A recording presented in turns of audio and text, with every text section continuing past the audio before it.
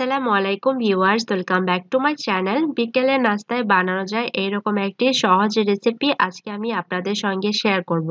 আর এইটা ছোট বড় সবারই ভীষণ পছন্দের, আর সামান্য কিছু উপকরণ দিয়ে খুব সহজেই বানিয়ে নেওয়া যায়। আমরা চাইলে গেস্ট আপ্যায়নও কিন্তু এইরকম একটা রেসিপি ঝটপট বানিয়ে নিতে পারি। আর এটা বানাতে যা যা উপকরণ লাগে সেটা কিন্তু আমাদের সবার ঘরেই থাকে। শুরু করার আগে একটাই রিকোয়েস্ট থাকবে, যারা এখনো আমার চ্যানেলটিকে সাবস্ক্রাইব করেনি তাদেরকে সাবস্ক্রাইব করার জন্য অনুরোধ করছি। আরো সহজ সিম্পল রেসিপি পাওয়ার জন্য পাশে থাকা ছোট্ট বেল আইকনটিও বাজিয়ে দিবেন। আর কথা বাড়াচ্ছি না, পুরো রেসিপিটা একবার ধৈর্য সহকারে দেখার জন্য অনুরোধ রইল। তাহলে চলুন কিভাবে বানাতে হয় সেটা শুরু করা যাক। আমি এখানে একটি মিক্সিং বল নিয়ে নিয়েছি, আর এখানে দিয়ে দিয়েছি 2 কাপ পরিমাণ ময়দা। আপনারা যতটুকু পরিমাণে তৈরি করতে চান সেই অনুযায়ী ময়দাটা দিয়ে নেবেন। দিয়ে দিলাম 2 কাপ পরিমাণ ময়দা। এখন দিয়ে দিচ্ছি স্বাদ মতো লবণ।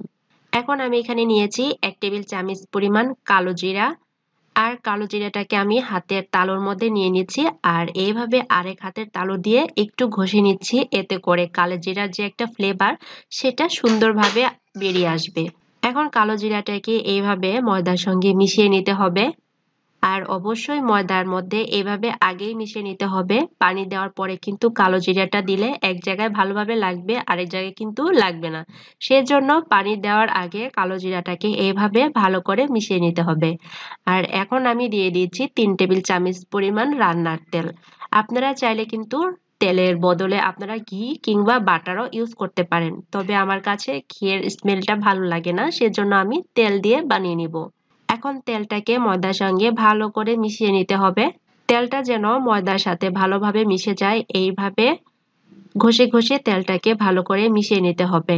তেলটাকে ময়দার সঙ্গে ভালো করে মিশানো হয়ে গেছে। যখন দেখবেন হাতের মধ্যে এইভাবে নিলে গোল শেপ হয়ে আসছে কিংবা দলা হয়ে আসছে, তখন বুঝতে পারবেন যে তেলটা ভালো করে মিশানো হয়ে গেছে। এ পর্যায়ে দিয়ে দিচ্ছি নরমাল পানি। অল্প অল্প করে পানি দিয়ে একটি স্মুথ ডো তৈরি করে নেব। পানির পরিমাণটা একবারে বেশি করে দিতে যাবে না, সেক্ষেত্রে পাতলা হয়ে যেতে পারে। সেজন্য অল্প অল্প করে পানির পরিমাণটা দিয়ে একটা সফট স্মুথ ডো তৈরি করে নিতে হবে।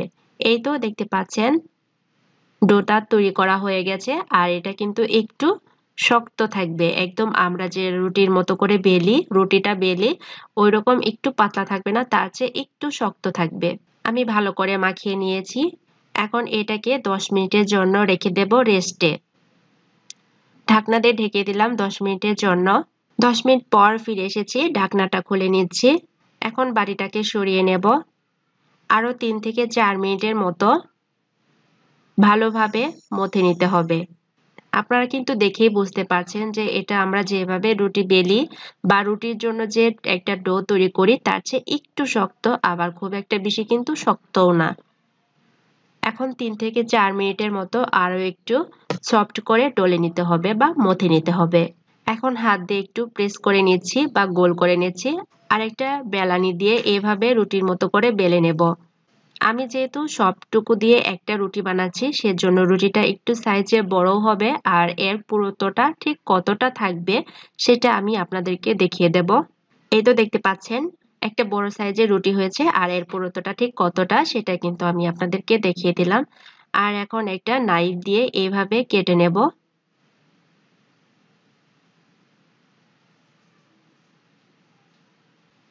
কেটে নেওয়া হয়ে গেছে। এখন আমি সবগুলোকে একটা একটা করে নিচ্ছি। এখন এগুলোকে আবার ছোট ছোট করে কেটে নিচ্ছি।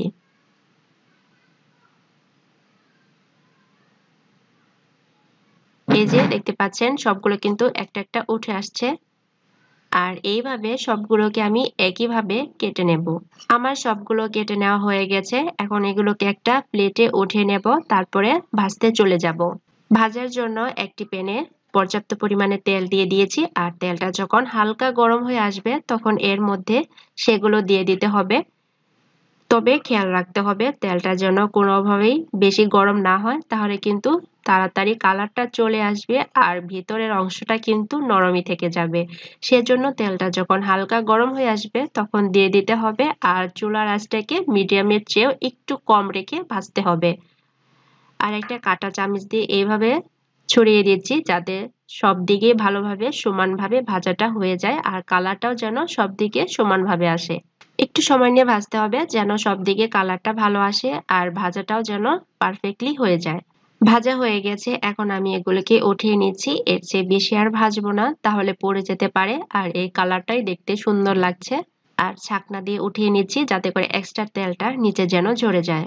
এক বেজ ভেজে নেওয়ার পরে আমি কিন্তু আরেক বেজ ভেজে নিয়েছি। এখন উঠিয়ে নেওয়ার পরে আরেকটি প্যান বসিয়ে দিয়েছি আর এখানে আমি দিয়ে দেব হাফ কাপ পরিমাণ চিনি। আর চিনিটা গলে যাওয়ার জন্য দিয়ে দিয়েছি 3 টেবিল চামচ পরিমাণ পানি, বা সামান্য পরিমাণের পানি দিলেই হয়ে যাবে যাতে করে চিনিটা যেন গলে আসে। এখন চিনিটাকে ভালো করে গলিয়ে নিতে হবে। এই যে দেখতে পাচ্ছেন চিনিটা কিন্তু ভালোভাবে গলে গেছে। আর যখন চিনিটা একটু হালকা ঘন হয়ে আসবে, আর চিনিটা হালকা ঘন হয়ে আসবে যখন, তখন এর মধ্যে যে ভেজে নিয়েছি সেগুলো দিয়ে দেব। এই যে ভেজে নিয়েছিলাম সেগুলো এখন আমি এখানে দিয়ে দেব শিরার মধ্যে।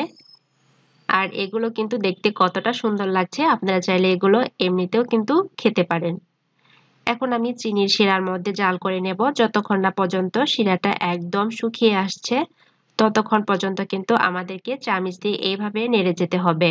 নাড়া কিন্তু বন্ধ করা যাবে না, তাহলে কিন্তু এটা শক্ত হয়ে যাবে আর একটা আরেকটার সাথে লেগে যাবে।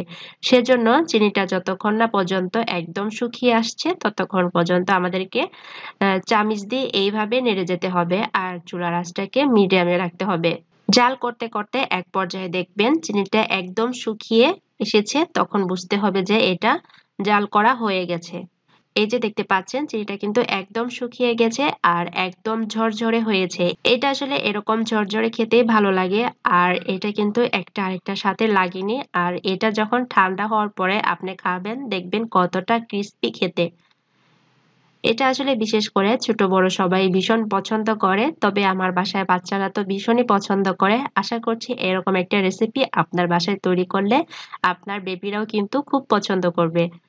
আর এটা আমি এখন একটা প্লেটের মধ্যে নামিয়ে নেব, তারপরে ঠান্ডা হলে এটাকে সার্ভ করব। ঠান্ডা হওয়ার পরে আমি একটা প্লেটে সার্ভ করে নিয়েছি আর দেখতে পাচ্ছেন কতটা সুন্দর হয়েছে দেখতে। আর এটা কিন্তু একদম ঝরঝরে আর অনেক ক্রিস্পি খেতে। আমার কাছে তো ভীষণই ভালো লাগে আর আশা করছি আপনাদের কাছেও খুব ভালো লেগেছে। ভালো লেগে থাকলে একটাই রিকোয়েস্ট করব, যারা কিনা এখনো আমার চ্যানেলটিকে সাবস্ক্রাইব করেননি তাদেরকে অনুরোধ করছি আমার চ্যানেলটিকে সাবস্ক্রাইব করে চ্যানেলের পাশেই থাকার জন্য। আরো এরকম সহজ সুন্দর রেসিপি পাওয়ার জন্য পাশে থাকা ছোট্ট বেল আইকনটিও বাজিয়ে দিবেন। ভালো লাগলে একটা লাইক দিবেন আর কেমন লাগলো সেটা অবশ্যই কমেন্ট বক্সে কমেন্ট করে জানাবেন। ঠিক আছে, আজ এই পর্যন্তই বিদায় নিয়ে নিচ্ছি। সবাই ভালো থাকবেন, সুস্থ থাকবেন। আল্লাহ হাফেজ।